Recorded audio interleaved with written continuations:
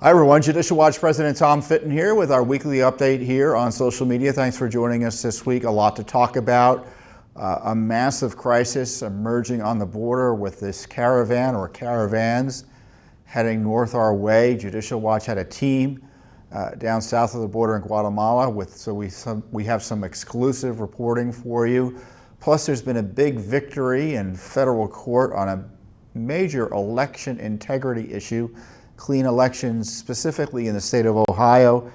And then, of course, the big news this week are these seeming explosive devices that were mailed to left-leaning politicians throughout America.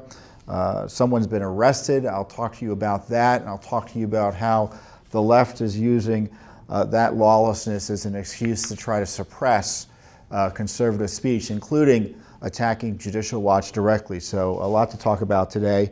But first up is the crisis. It's the border crisis. There's been an ongoing border crisis, whether or not the media wants to report on it, whether or not the government wants to acknowledge it. But there's been an ongoing border crisis with waves after waves of illegal aliens coming up into the border, taking advantage of our asylum laws that essentially allow you to cross the border, claim asylum.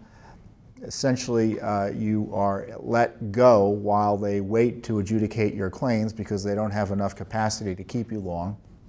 And if you're a family unit, more or less, they can only keep you 30 days or so.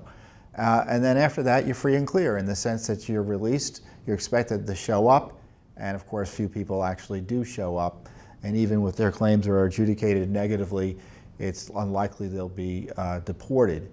In fact, if you cross the border, you're pretty much free and clear under current U.S. law and the way it's been implemented as a result of court intervention, liberal activist court intervention, and just the plain meaning of the law. And as a result, you have elements in Central America trying to take advantage of this and trying to break our system by creating and organizing a caravan of illegal aliens and others to target our border. And most dramatically, that's taking place now. It began seemingly in Honduras, went through Guatemala. Mexico pretended to try to cut them off for about 10 minutes, it seems, and then they burst through Mexico and are heading our way now. The numbers ranging from anywhere, I guess it started at 1,000 and went up and up and up to 4,000, then 7,000. Although I have a feeling that number will get smaller over time as it travels north in Mexico. But the threat to America won't dissipate over time because most of this group is men, are men. Small minority are children and women. So, of course, that's been the case with much of the assault on our border. It's basically young men, able-bodied, and it's few families. So the idea that it's women and children clamoring across our border is essentially a big lie. The numbers are not immaterial in terms of the actual issue that we're facing at the border. And as I said earlier, we put an investigative team in Guatemala to investigate what's going on, to figure out how this caravan was organized, and what can be done about it. And to that end, we sent Chris Farrell, who you may have seen on other Judicial Watch videos. He's director of our Investigations and Research Department, and Irene Garcia, who's one of our long-standing employees who writes our Corruption Chronicles blog. She's based in Florida and excellent Spanish speaker, so she's a great resource for stories like this. And so we sent Irene and Chris down to Guatemala, and guess who they met up with down there, coincidentally, I guess not coincidentally, because Sarah Carter is an intrepid reporter herself, but the great Sarah Carter, who you've seen, I'm sure, on Fox News, on Sean Hannity and elsewhere. So Sarah is also a Spanish speaker. So they linked up with government sources in Guatemala. Chris, Irene, and Sarah went down to the border region that Guatemala shares with Honduras to investigate what was going on there, and they ran into, and of course we have the exclusive reporting on our Judicial Watch website, they ran into essentially hundreds of men ranging in age from 17 to 40. They're rowdy, they're angry, Their perception was many of them were criminals, and this is not a refugee caravan in any traditional sense of the word. That's for sure. The Guatemalan authorities, according to Chris and Irene, are stretched thin. You can imagine, Guatemala, Honduras, El Salvador, they just don't have competent governments or resources, even if the governments were competent, to be able to turn back organized caravans like this. And I say they are organized because that's what Chris and Irene discovered when they're down there. They are asking people what's drawing them, and they're saying it's jobs, not politics. All the lines are rehearsed. And they're saying it's not organized, even as there are people with directing where to go in Spanish in and around the caravan. So this is a significant issue. Because there are a lot of people who, they could be, it doesn't matter what their sex is, male, female, child, or otherwise. This is a dangerous journey. It's a massive human smuggling operation, human trafficking operation. It places everyone in the caravan at risk. And of course, in the caravan aren't just poor people seeking a better life, as if that's a reason to break our laws. It isn't. It includes immigrants or aliens from other countries outside of Central and South America. We understand Bangladesh, Angola, Cuba, other places like that have been pulled aside by Guatemalan authorities, and of course they can only pull over, they can only do so much in terms of enforcement there. So the concern as well, based on what the president of Guatemala had said a few weeks ago, and we know this generally, is that Guatemala is a way station for terrorist types coming, targeting this part of the world. Over the last 2 years or so, they had arrested 100 terrorists associated with ISIS, many folks associated with Syria. So it's a dangerous situation where you've got this wild, wild west mentality in terms of organizing massive amounts of people all at once to go and hit our border. And as I said, it's designed to break our system. Now our system, as I point out, is already broken in the sense there are waves currently of, they don't call them caravans, but they might as well, 500, 1,000 people a day are coming into our border region. So what, 4,000 come up in 2 or 3 weeks, assuming they get up here? It's just a degree of, it's just a difference in order of magnitude, not of kind, of the ongoing crisis we have in the border. So this is, and of course it's Judicial Watch down there telling the truth about this. The media is still pretending this is some sort of organic, spontaneous caravan, which is just absurd because Guatemalan authorities have said to us that, look, it's organized. There are places where there is food, rest points where there's food, water, and medical care.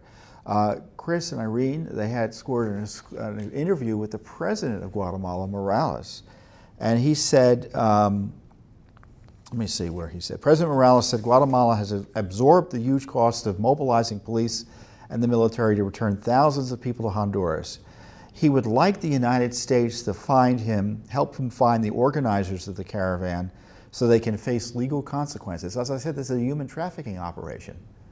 Violations of not only United States law, potentially, but I guarantee you the laws in which the countries they're going through, like Guatemala and probably Mexico, if Mexico wanted to enforce the law. Mass immigration like this endangers lives, Morales said. This is unprecedented. We are in the process of investigating who's behind the caravan. And then Morales says, Guatemala is doing everything they can to stop the caravans from moving forward. But as I pointed out, their resources are lacking in that regard. So it's organized and it's directed at the United States. So what is it we do in response to this? First of all, we need to recognize the threat. It isn't just economic migrants the way the left would have you believe. As one headline we have points out, elaborately planned caravan brings human traffickers and violent gangbangers to Guatemala. Another headline from our Corruption Chronicles blog based on our reporting from Guatemala. Young angry men and gangbangers march towards U.S. yelling, "Vamos para a la Trump." Here we come, Trump, I think that's how it translates. Our folks were down in, as I said, southern Honduras, southern Guatemala, a town called Chiquimula. It's about 35 miles from the Honduran border. And they encountered 600 men, all the, as I said, that age range of 17 to 40, and they were marching north. And one was someone who had been deported. Others were, and as I said, there were these organized, seemingly organized chants taking place saying, "We are coming, Trump." All the migrants said that they were, it was spontaneous. Of course, what would they say? That we're organized? Even as there were organizers shouting instructions in Spanish, and get this, putting select people in front of the news media. So it wasn't like these folks were just standing around. No, the organizers were actually putting forward spokespeople from the Caravan. We've got to take a strong stand here. I've talked about the potential national security threat, the threat to the public safety. Many of these folks or too many of them are you can bet, are criminals. And of course, the fact they want to come here illegally shows that they want to commit crimes, because to cross the border illegally, in many cases, would be a crime. So what to do? Now, I've been advocating placing the military. The president has threatened to place the military at the border. I think he should go a step further. I don't know how placing the military at the border is necessarily going to solve the issue unless the president is literally willing to literally close the border, prevent anyone from crossing the border, and frankly, unless you're an American citizen. There's no foreigner who has a right to cross the Mexican border. Just shut it down. Otherwise, he needs to interdict, I would recommend, this caravan. As I said, there's humanitarian issues and national security issues and rule of law issues and protecting our sovereignty issues. So I think that's good reason to deploy the military to protect our interests. And if it means sending them into Mexico and demanding that Mexico let our folks go in there unmolested to interdict and stop and turn around this caravan, that's what should be done. Another step, which may be easier to take in terms of preventing future caravans from forming, is to send troops into Guatemala. Chris was down there, as I said, Chris and Irene were down there, and the thinking is it's just putting, I guess, the equivalent of peacekeepers in place in Guatemala that can provide logistical support, medical support, surveillance support, civil affairs support, would free up Guatemalan resources, government resources, to go and better police the border and allow them to really put a surge of their own down on their border with Honduras and perhaps El Salvador to turn away and stop any other caravans from forming and coming north. But we've got to have a creative mindset in terms of dealing with this problem. The asylum laws, as I pointed out, have been abused in a way to allow virtually everyone crossing the border at Mexico to say asylum, and as I say, they get put in a system, and it's essentially it's the equivalent of just a free get into the United States card, and it's rare. It's almost impossible to deport you once you're here. So that may require Congress to change the law. It may also require the president to pull out of the international treaties, as Mark Krikorian has highlighted in a piece he has out this week. Mark Krikorian from the Center for Immigration Studies. This whole asylum regime is a result of an international treaty the United States signed on to, but we didn't sign on to an international treaty that would have turned these asylum claims into a right every supposed non-citizen of the world has to try to get into and stay in the United States. We all know what a legitimate asylum claim might look like. You don't have to be an expert in immigration law. You know what it means. It means if you're a persecuted minority in a country, or you're targeted because specifically, personally and individually because of your political beliefs. But the idea that because you live in a country where there may be a little too much violence or economic hardship makes you subject to getting asylum, I mean, that's absurd. That means asylum means nothing, and our borders mean nothing if that's the rule. But unfortunately, it is the rule, and that's why we have these caravans being organized to take advantage. And I tell you, if they get to the border, they will get through. I tell you again, if they get to the border, they will get through. So everything you see the administration doing, which would be fair, to try to solidify and bolster the border, which is always good to do, caravans or no, aren't going to stop necessarily these folks from crossing the border. Now, there's some news out there that President Trump is considering another form of a travel ban that would prohibit effectively these folks from seeking asylum. I don't know how that will work.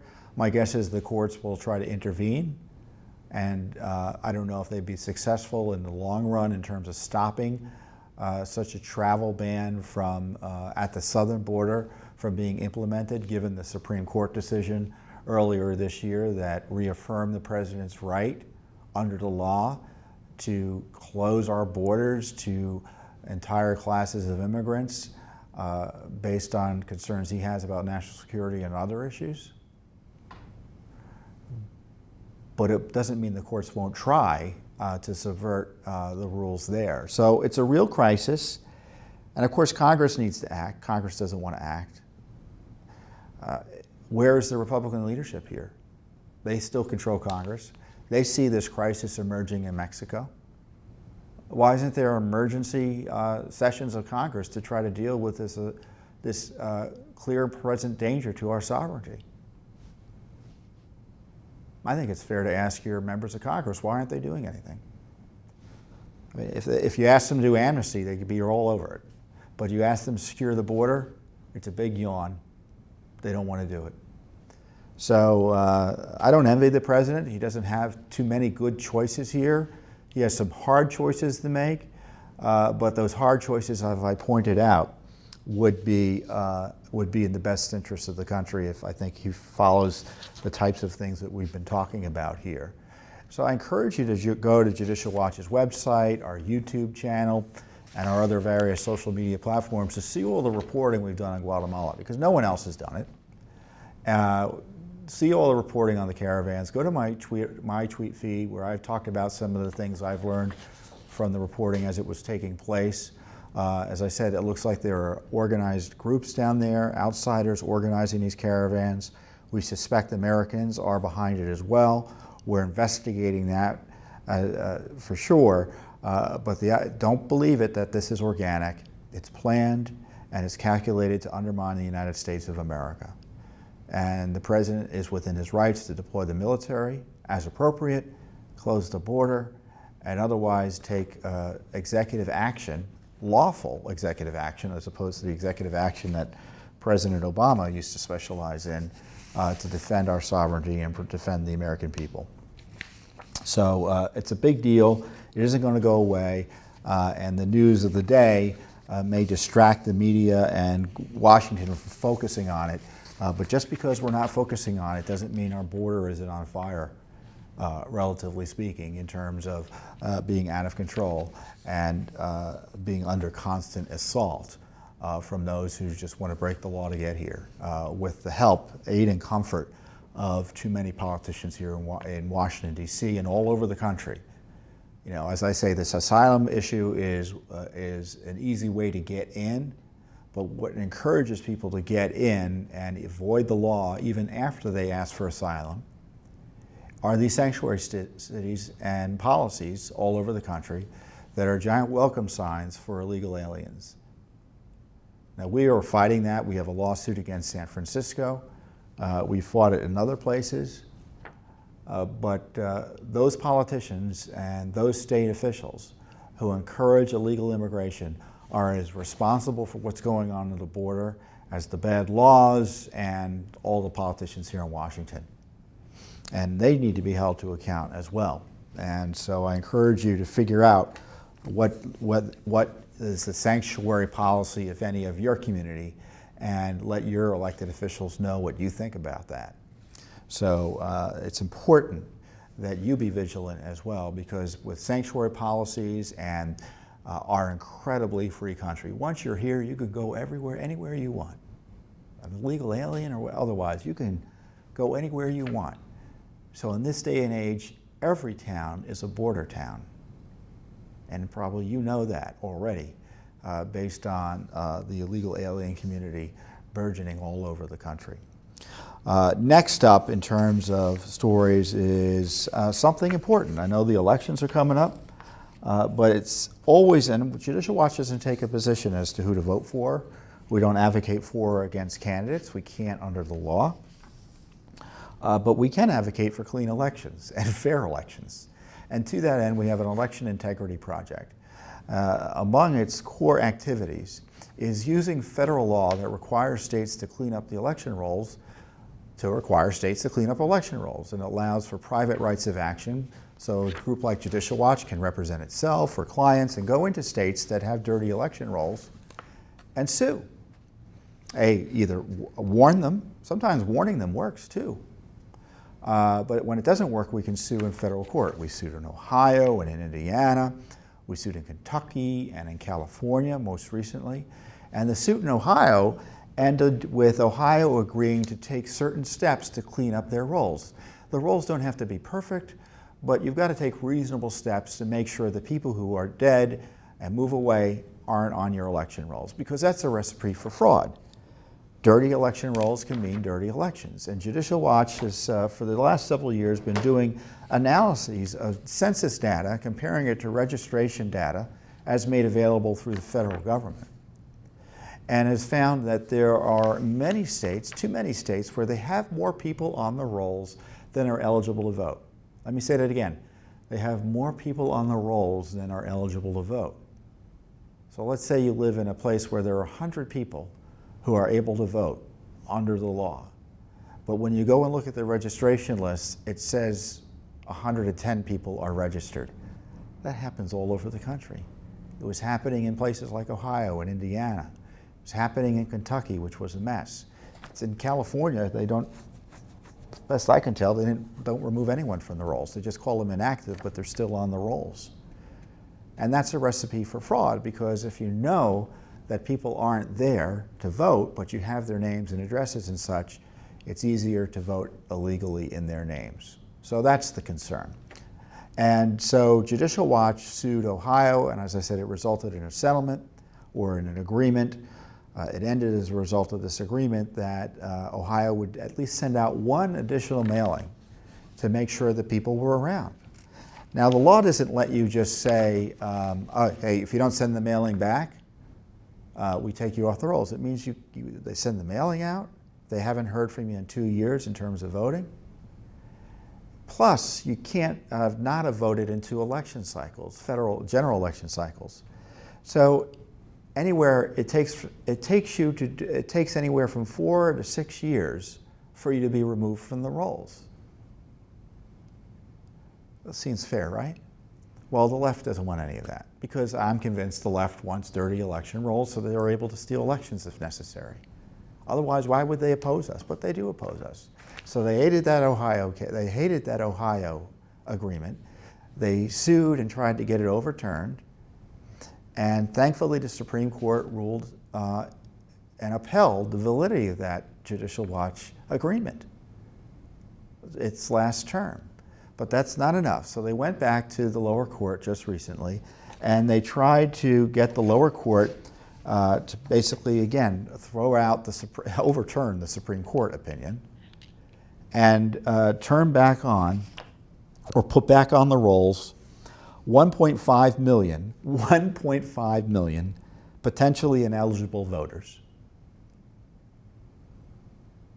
And these are people who, based on how far back we were going in terms of the calendar, people who have not voted or otherwise communicated with the state about their that they were still there for over a dozen years.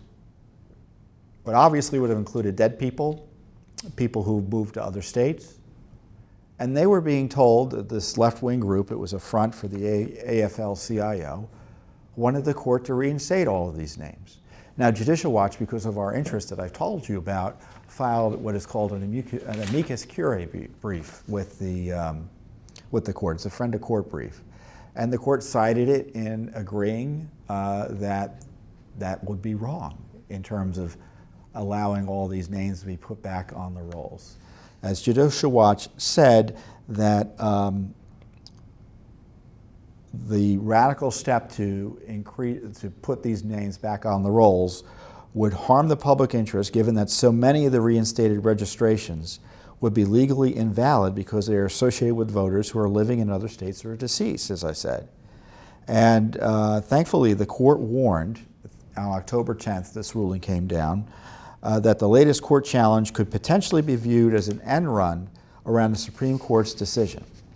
So we're really gratified that this district court judge, a federal court judge, turned aside another leftist attempt to dirty up the voter rolls and undermine clean elections. So that attempt to put all these individuals who have been lawfully removed from the registration rolls, and a good portion of which should not be on the registration rolls, has been turned aside by a federal court, in large measure thanks to Judicial Watch. So these are the sorts of battles that have to be fought every day. There's no one watching the store on clean elections, relatively speaking. The Justice Department is starting to come to life again. Under the Justice Department previously, the Obama administration, even during the Bush administration, they didn't want to do any of this because the Justice Department is controlled by the left. Even sometimes when Republicans run it, it's controlled by the left. And so the Obama administration never took any steps to require states to take reasonable steps to clean up the rolls, despite the fact that Judicial Watch, the most recent Judicial Watch study in 2017, and it was largely the same in prior studies, showed that 3.5 million extra names are on the voting rolls across the country. 3.5 million extra names are on the voting rolls across the country. Those are people who are on the rolls who shouldn't be there in various states across the country. As I said, the Justice Department is starting to come back to life. In Kentucky, they joined our lawsuit in Kentucky, and it resulted in a consent decree in Kentucky where I think Kentucky, certain counties in Kentucky, if I recall correctly, had 114% of the voting age population on the voting rolls, or eligible population on the voting rolls. And thankfully, the Justice Department agreed with our concerns. They came in, and the state of Kentucky agreed to a consent decree that required them to take reasonable steps to clean up the rolls. So that's good news. So we had good news in Ohio. Ohio is an important state, and now they're going to have cleaner elections because of litigation that Judicial Watch has been pursuing for upwards now of 6 years. And as I said, we won initially. We ended the lawsuit thanks to an agreement. But the left came in and tried to undo it. It ended up in the Supreme Court. Even after we won the Supreme Court earlier this year, the left went back again for another shot to try to take it out. So eternal vigilance certainly is the price of working at Judicial Watch, to stretch the phrase. So we're happy to be able to do the work, but it's important work because I can think of there's one or two other groups on the conservative side who take action along the lines we're doing. But Judicial Watch is certainly the largest. So we've got this big case pending in California. In Maryland, we're asking for access to the rolls to ascertain how dirty they are, and Maryland is fighting us tooth and nail on that, even though the law requires access to the voting rolls. So it's Judicial Watch that's your watchdog for clean elections right now. And we're doing more than the Justice Department's been doing to date. We hope the Justice Department does more. But as you know, we don't rely on the government to do the work that needs to be done. And when we see an opportunity to do this necessary work, in this case, making sure that your elections are cleaner, we do what we can under the law. We're happy to be able to do it, and so we'll keep on fighting. Excuse me. Our election integrity project is run by Bob Popper Now, Bob used to work at the Obama Justice Department, believe it or not, and he was the deputy chief of the voting section there. So he knows what he's doing. So we're gratified to have that expertise and his team of lawyers doing this great work and getting good results in places like Ohio. So I know there are other states with dirty election rolls. We're aware of them. We've warned a dozen states or so. You can go to our website, look at our election integrity project. So I hope we file more lawsuits to enforce the law. And in the meantime, you can ask your states what they're doing and your localities what they're doing in terms of what steps they're taking to clean up their election rolls. Ask them. Ask for the records about it. You're allowed to. You're a citizen. And see what they give you. And that will be something that you may be interested in learning about. So the other news this week is this crazy suspicious package campaign.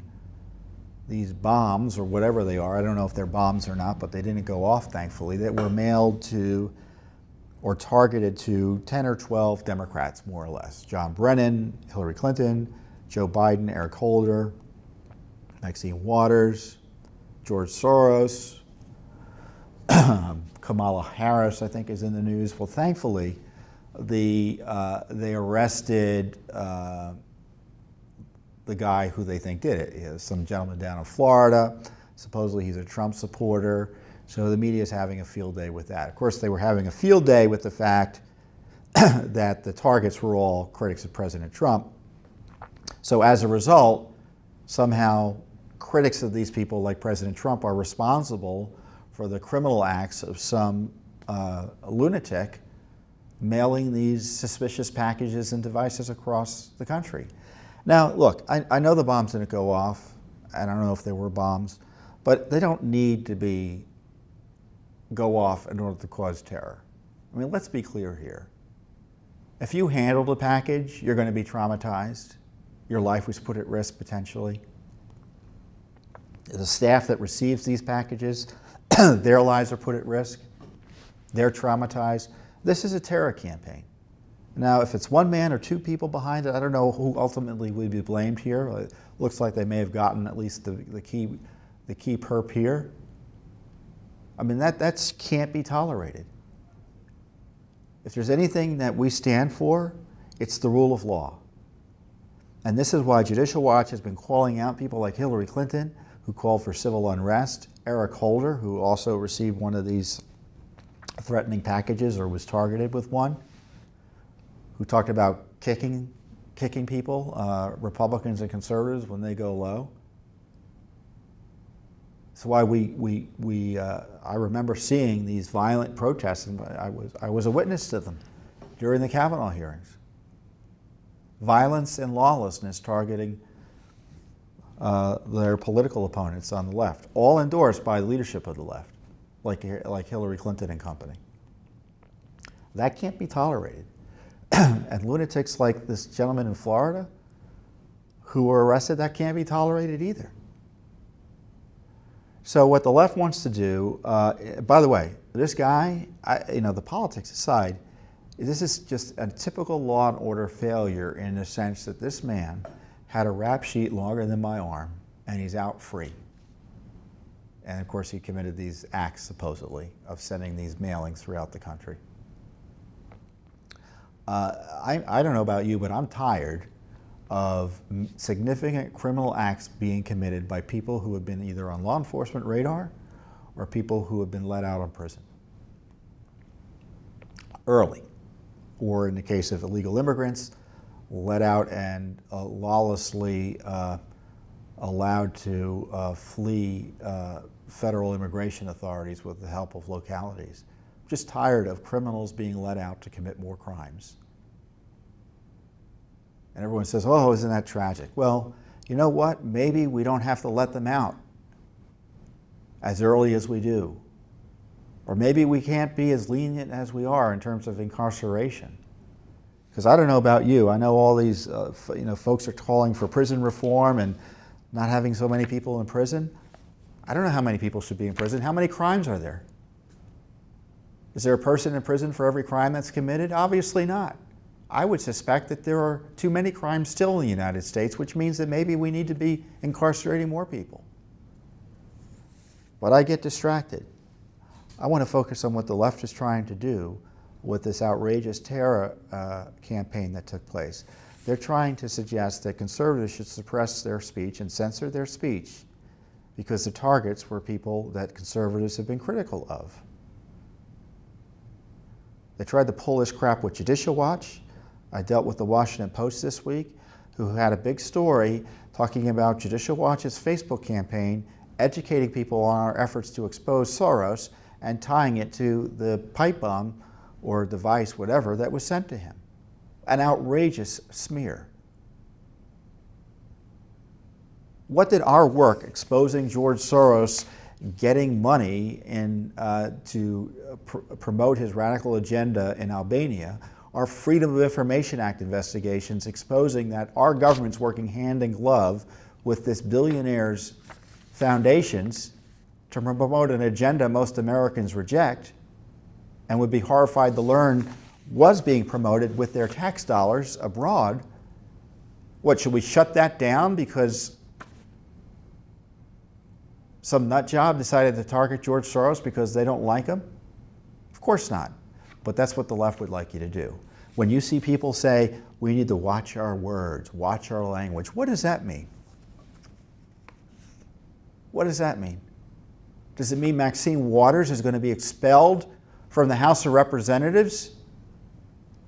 As perhaps she ought to be after Judicial Watch filed our ethics complaint about her advocating assault against members of President Trump's cabinet? Does it mean that Hillary Clinton is going to be criticized roundly for calling for civil unrest against her political opponents because her allies are not in power? Of course not. They don't care about that. The left can promote violence.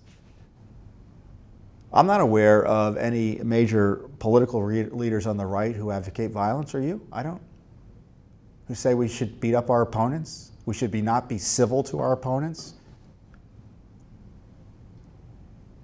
Who promotes that? No one.